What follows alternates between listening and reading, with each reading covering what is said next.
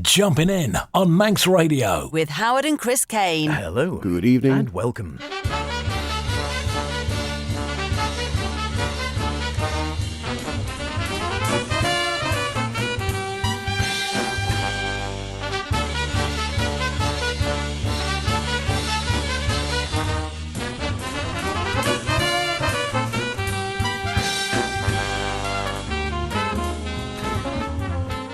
And here we are once again. It is indeed Saturday, 9 o'clock. Yeah, not crackerjack. Jumping in the best in modern and contemporary jazz.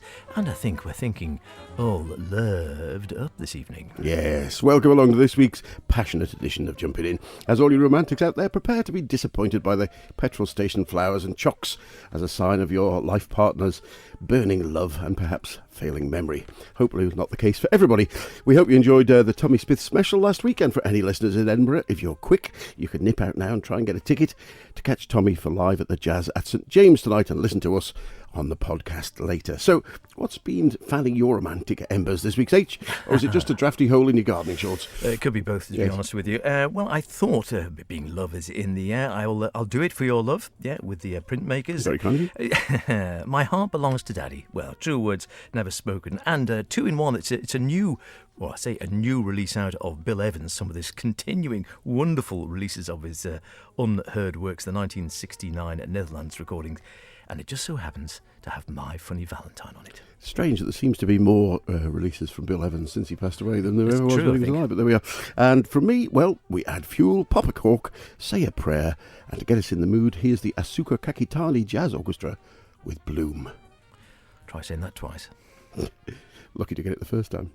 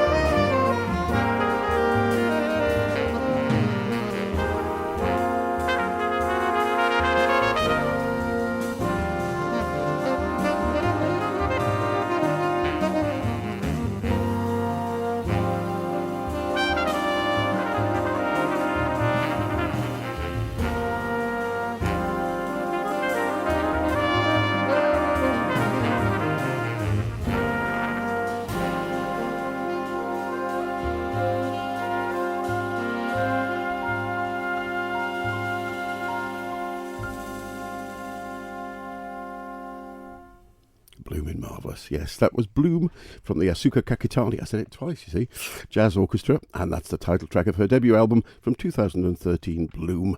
Hailing originally from Osaka, Asuka was introduced to the piano by her mother, and in her own words, it was just kind of playing around until she got to the age of about 19, where she discovered the music of Bud Powell, and her wish to learn to play like him led her to apply to Berklee, where she later qualified.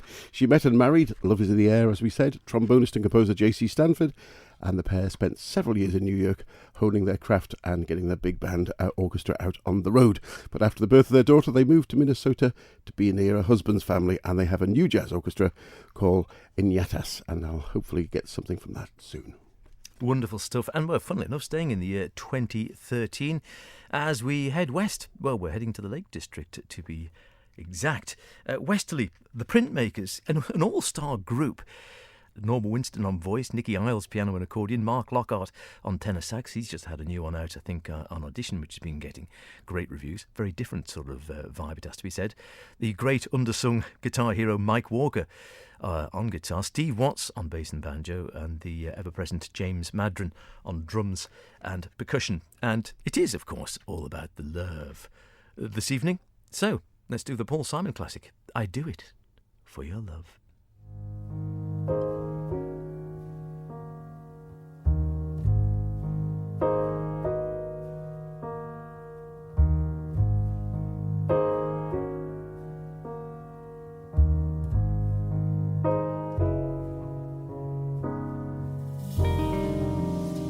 We were married on a rainy day. The sky was yellow and the grass was gray. We signed the papers and we drove away. I do it for your love.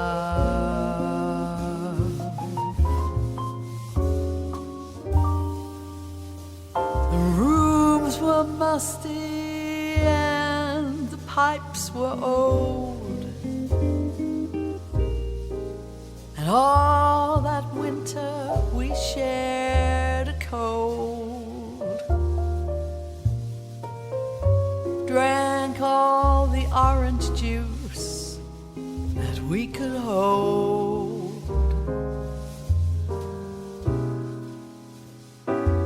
I do it for your love.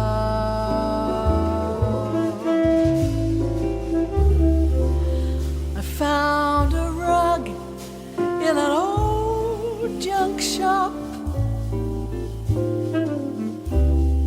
I brought it home to you, but along the way the colors ran. The orange bled the blue.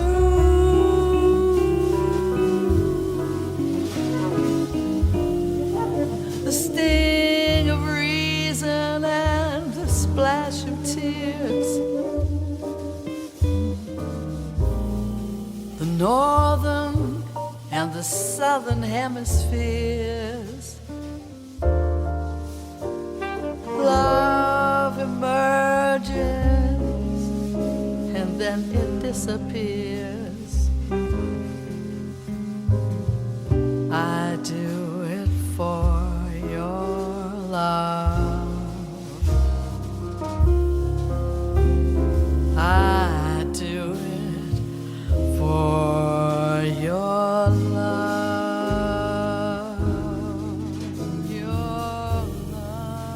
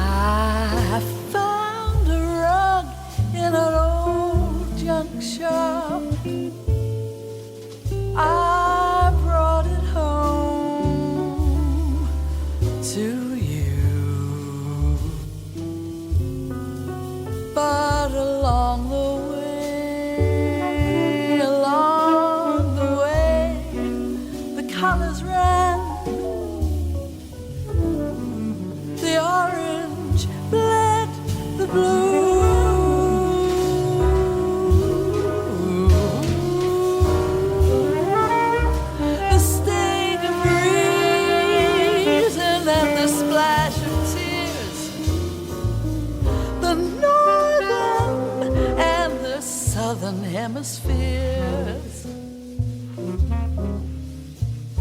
Love emerges and then it disappears.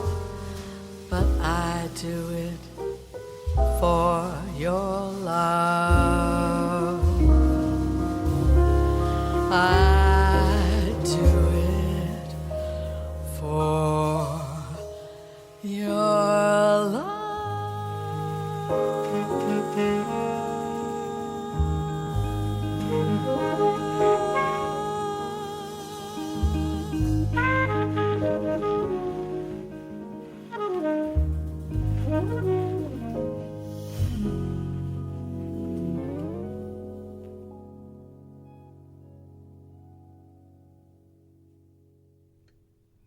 Terrific stuff. I've always liked Norman Winston, never been a great fan, if I'm honest, of the jazz vocals. Gregory Porter, all respect to him, he's doing incredibly well and has managed to do that magic trick of crossover, in that he seems to be respected by the jazz audience and has a huge popular audience following as well, who aren't really into jazz at all but still love Gregory Porter, and I'm sure is doing very nicely out of it, and all credit and power to his elbow.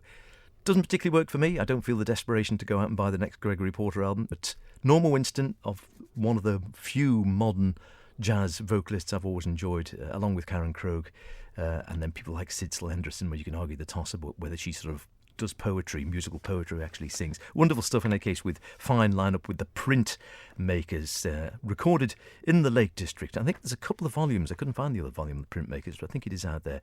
I do it for your love, and she said it was inspired by the wonderful Bill Evans version of this classic Paul Simon song.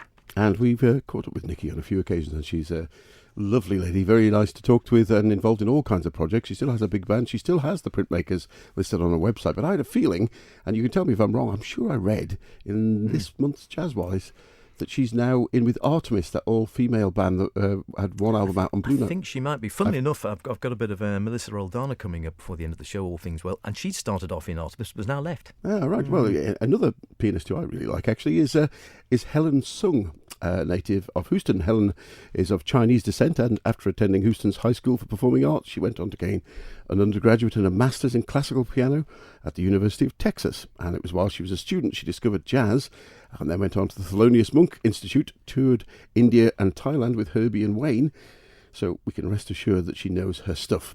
From a recent release, Quartet Plus, here's Feed the Fire.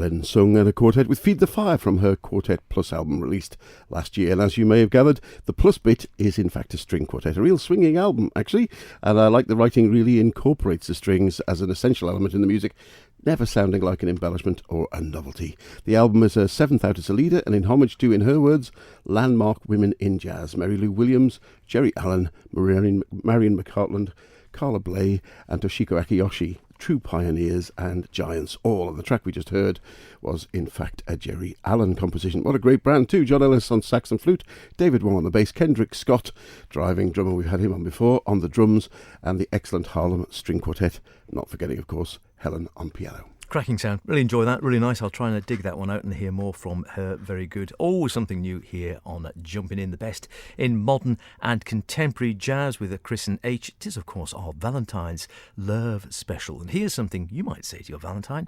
You're my everything.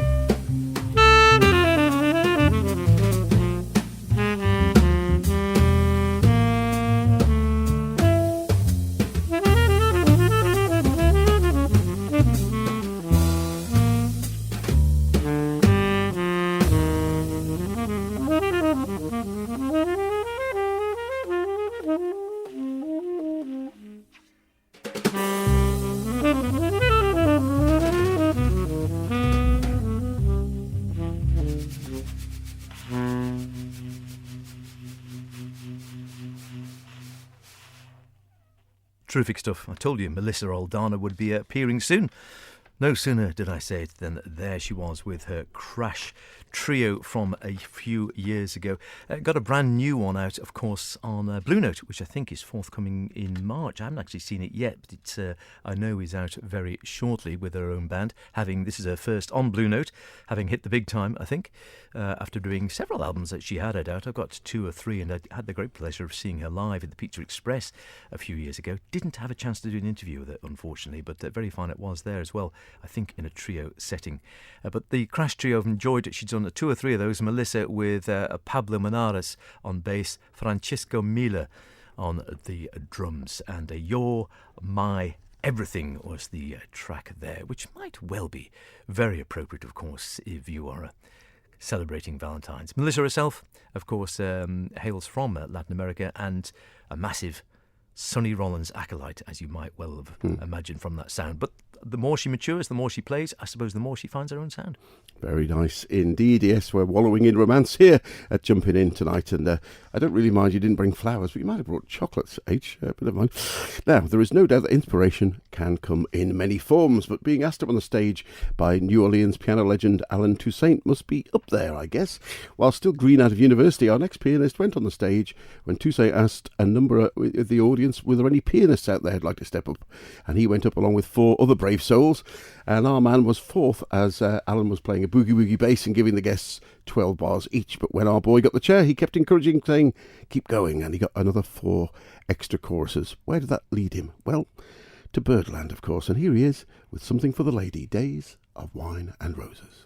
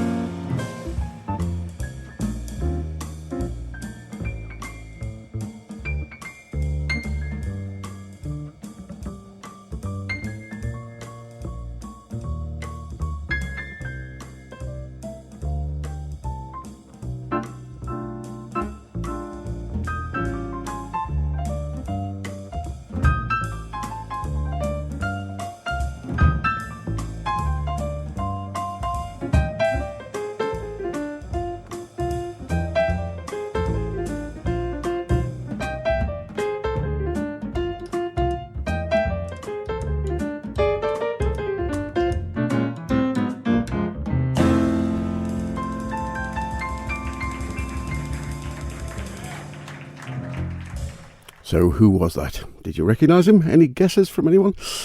Joe Alterman. Not a household name perhaps yet, but solidly building his career with Henry Mancini's Days of Wine and Roses there. After his graduation, Joe got a job in New York's legendary Birdland Jazz Club, but not as a musician. I think he was waiting tables or taking bookings, but it was a Christmas party at Birdland when, knowing he was an aspiring pianist, they booked Joe, which proved to be the jump-off point for his career. The Upside of Down Joe Alterman Trio live at the Birdland is out now, and at just 32, I'd say we're going to hear a lot more from him in the future. Yeah, amen to that. Fine sound, good swinging sound, straight ahead, and nothing wrong with that at all.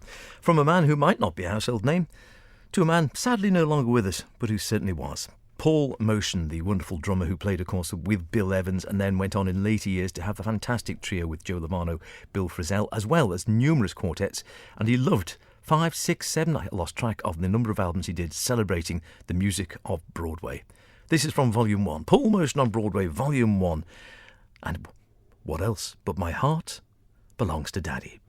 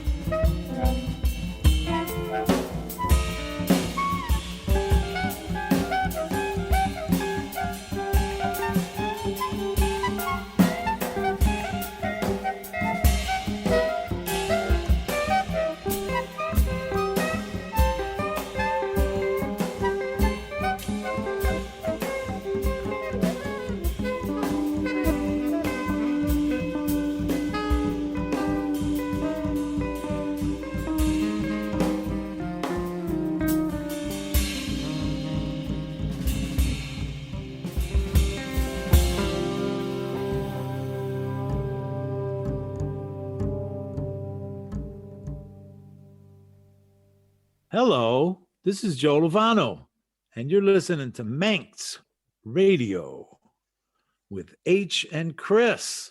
Jumping in.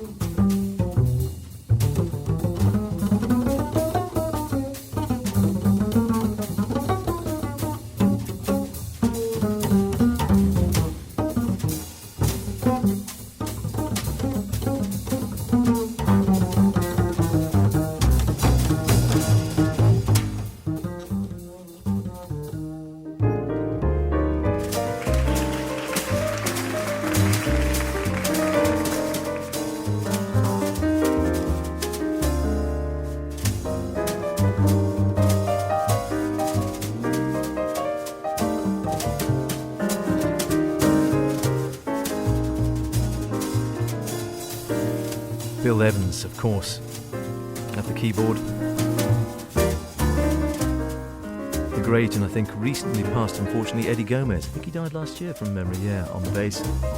And still with us, as far as I'm aware, Marty Morell on the drums. On the latest, came out last year, I think, on what seems to be an endless supply of recordings of Bill Evans, never before released. Bill Evans' Behind the Dikes is this one, the 1969 Netherlands recordings. It follows ones from Ronnie Scott's in London and the Black Forest and Hilversum tapes, all double CDs, all beautifully produced and all well worth checking out. Wonderful stuff. Before that, of course, my funny Valentine, we had the wonderful Paul Motion with Joe Lovano, who we heard from briefly as well on tenor, Bill Frisell guitar, Charlie Hayden bass from Volume 1 of On Broadway. My Heart Belongs to Daddy, and it is all about the love for this coming Valentine's on Monday. And you can't go wrong with any Paul Motion or indeed any Bill Evans. Well, that's about it for this romantic edition of Jumpin' In. But before we head for bed, here's a track from the latest release from our old friend Neil Cowley, a solo project working with his first love, the piano, but with plenty of effects and electronics thrown in for good measure. The album's called Hall of Mirrors, and we'll leave you with Prayer. See you next week. Be good. Bye for now.